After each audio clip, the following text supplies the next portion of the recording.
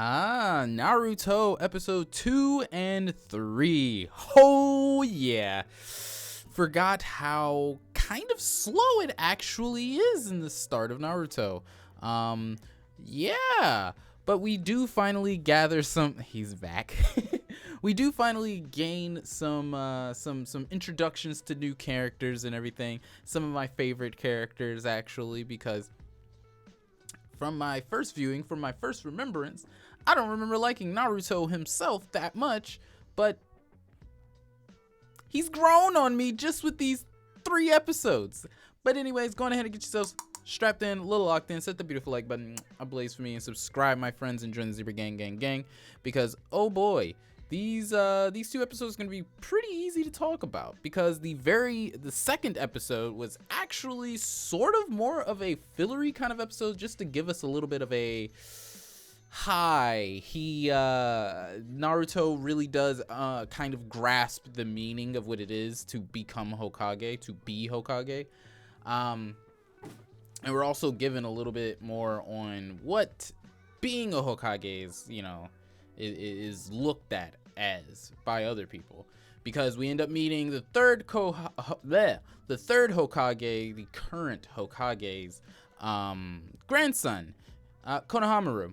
And he's kind of a very annoying prick asshole thing of a character who really wants to become Hokage, and his whole thing is constantly attacking, his grandpapa, trying to beat him basically. And he has a trainer who keeps calling himself the best. I'm one of the highest ranks. I'm a Jonin and all that bullshit. Which very quickly shows the lack of, some of these ninjas actually just suck at their jobs, because Konohamaru ends up disappearing with Naruto, and the highest ranked ninja Junin, under, Hokage, is unable to track them down until the end of the episode. So just like the previous episode where the guards, the watchers of that hidden scroll, just flop their job, this guy sucks at tracking, which is a primary thing that ninjas are supposed to be at least decent at, especially good if you are a Jonin. But anyways, Naruto ends up teaching Konohamaru the sexy harem jutsu, and boy oh boy, I did not know, completely forgot how often the sexy jutsu comes up in the beginning parts of Naruto.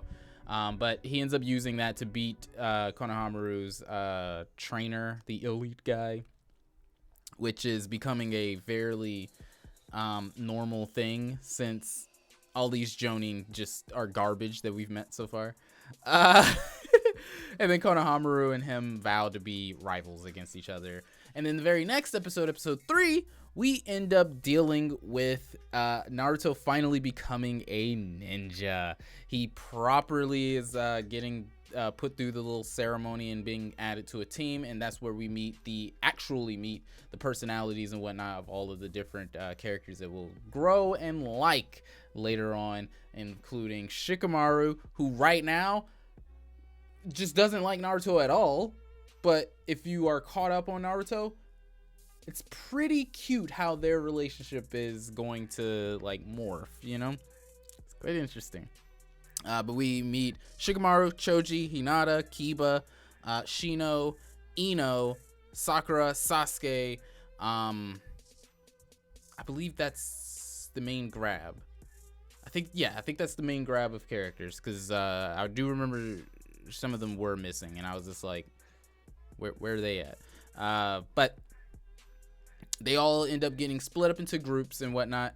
You see the rivalry between Sakura and Ino, and how kiddie it is, and how absolutely immature it is. Oh my god, I want to be better than you just because you're my neighbor or something. It never really explains why they dislike each other. They just came out the gate disliking each other, and they had this weird rivalry to try and gain Sasuke's affection, and Sasuke just doesn't fuck with either of them. We also end up meeting Kurenai, Asuma, Kakashi, I didn't know that Kakashi appeared in this episode. I could have sworn that he appears for the first time when like future things happen, you know? But goodness gracious, you see him very early. Don't remember that. But we end up getting Naruto, Sakura, and Sasuke all on the same team, and that's basically gonna be our main group that we're gonna be following. And of course, we get the scene of Naruto and Sasuke kissing, which, boy oh boy, that's another thing that I totally forgot happens, especially the way that it happens. Wow. But then it goes back into kind of fillery-ishness because Naruto ends up trying to disguise himself as Sasuke and whatnot, and parade as Sasuke to try to get Sakura's attention, and then get Sakura to not like Sasuke, and none of it works. And then we're back to point one in the beginning. But one thing that I was not didn't remember was that they actually hit on the fact that Sasuke is the final surviving member of the Uchiha clan, and they hit on the fact that Sakura clearly does not know, because one of the things that Sakura starts saying to Sasuke is Naruto doesn't have like good home training and good common sense because he had to grow up alone. Fuck him, you know, he sucks and all. And I was just like, do you not know who you're talking to? You are talking to Sasuke, who literally is in the exact same situation, like if not worse, like, you know what I mean? But damn, Sasuke just calls her a fucking bitch basically and just walks off, pieces out. But yeah, I'm looking forward to continuing this. I'm looking forward to it.